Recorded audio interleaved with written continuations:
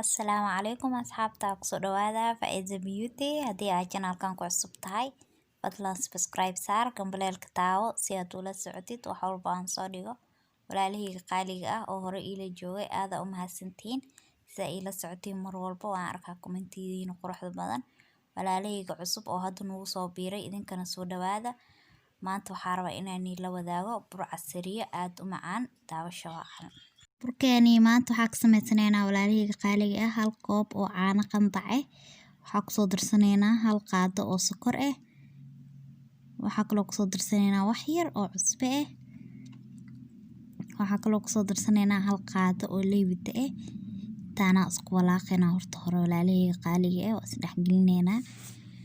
Maasha Allah waa bur aad u fudud waqti saasna ma ka qaadanaa insha Allah. u macaan badan walaalahayga qaaliga ah casriyana waa ka dhigan kartaa insha Allah. Hadda waa isku dhex qasanay waxaa ku soo darsanaynaa bur labo koob waa ku shubanaynaa. Hadda koobkeeni koowaad aa ku darsanay walaalahayga.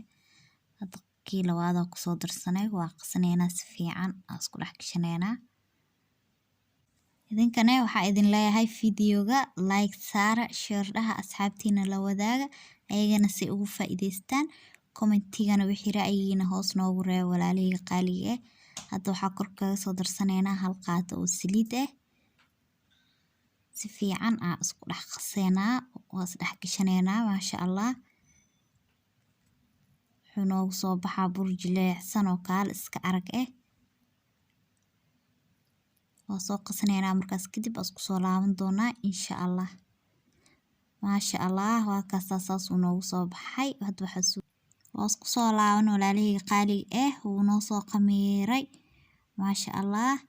Hadda isku celcelinaynaa xoogaa khamiirka u jeedin burka soo yahay maasha Allah kaal iska arag waay saas loo baahan yahay inuu kuwaaga soo baxo. haddana meesha waxaa burku soo shubanay meeshaas wax yar gacanta saas ku yeelaynaa ka bacdina waa jari doonaa insha Allah nala socdo.